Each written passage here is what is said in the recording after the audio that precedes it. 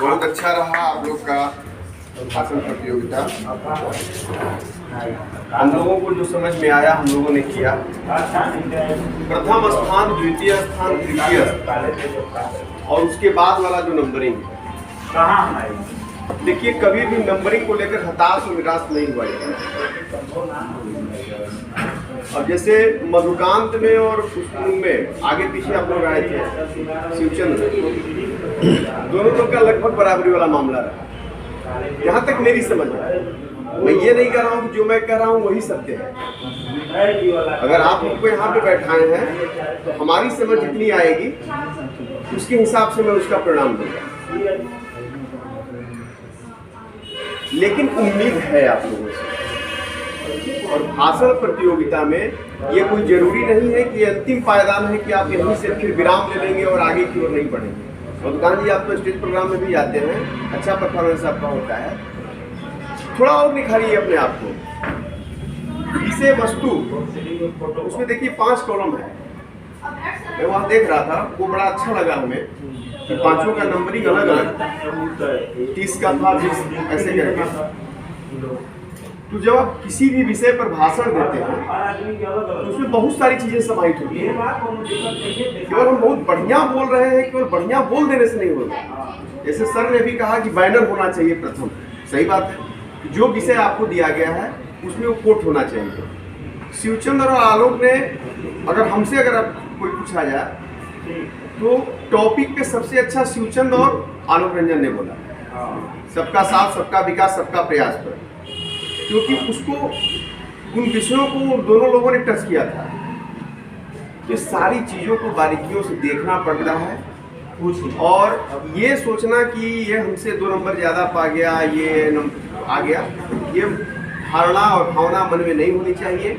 आप नित प्रयास करें, आगे फिर मौका मिलेगा, अपने आप को प्रथम स्थान पे खड़ा करिए। क्योंकि एक परीक्षा से एग्जामिनेशन हॉल बंद नहीं हो जाते हैं ना, उस एग्जामिनेशन हॉल में फिर परीक्षाएं होती हैं और परीक्षार्थी फिर बैठते हैं वहाँ, वही पेपर, प्रश्न पत्र और लिखने वाला जो होता है वो सब मिलता है आपको। तो आगे के लिए प्रयास करिए। नेहरू युवा केंद्र से आप लोग जुड़े हैं, हमारी शुभकामनाएं आपको। ये जिला स्तरीय है, मैं चाहूँगा कि इन्हीं में से कोई निकल कर राज्य स्तरीय।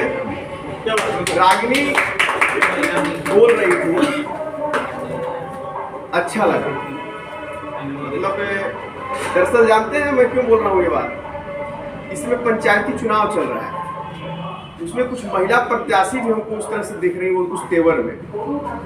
उस लड़की का भविष्य राजनीति में है, मैं आज ही कह दे रहा हूँ। तो कहीं न कहीं आएगी, उसको मौका मिलेगा तो मुखिया का, सरपंच का, जिला पार्षद का चुनाव लड़ेगी और कहीं न कहीं वो बनेगी, क्योंकि उसके पास तेवर है। उम्र कम है, धीरे धीरे निखार आएगा।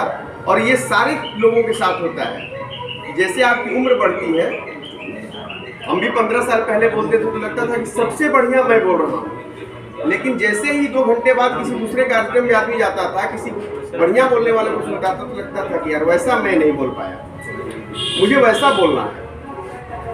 धीरे धीरे धीरे धीरे होता गया और आप प्रतिदिन सीखते हैं। आप जीवन का कोई ऐसा दिन नहीं है कि नया चीज आप न सीखें। आप ये सोच लें कि हम 1.5 साल ट्रेनिंग ले लिए, मेरी ट्रेनिंग पूरी हो गई, मैं पारंगत हो गया, मैं इस चीज़ को नहीं मानता। आप उसी विषय को लेकर अगले दिन नया चीज़ सीखिएगा। तो नया सीखने की भावना आप अपने मन में रखिए। अगर कोई बढ़िया वक्ता बोलता है टीवी पर, रेडियो पर, मोबाइल पर, अगर आप सुनते हैं तो उसको सुनने का प्रयास करिए। शब्दों का चयन बढ़िया होना चाहिए, आपका प्रोनाउंसिएशन बढ़िया होना चाहिए। जैसे तालाब के स और दान के स में अंतर होता है, तो ये आपको ही ध्यान रखना होगा, क्योंकि इंग्लिश में तो माफ होता है, हिंदी में माफ नहीं होता है। सर ने कहा कि इंग्लिश में हो सकता है, बोला कि मुझे इंग्लिश नहीं आती है, इंग्लिश होगा तो मैं नहीं बोल पाऊंगा, मैं उसमें कुछ निर्णय नहीं कर पाऊंगा। तो वो चीज़ें इंग्लिश में माफ हो जाती हैं, लेकिन जब आप हिंदी में भाषण करते हैं तो इन सब चीज़ों का भी ध्यान रखना होता है। और आप लोगों ने सबने बहुत अच्छा अपनी प्रस्तुति दी और भविष्य के लिए हमारी तरफ से बहुत बहुत शुभकामना।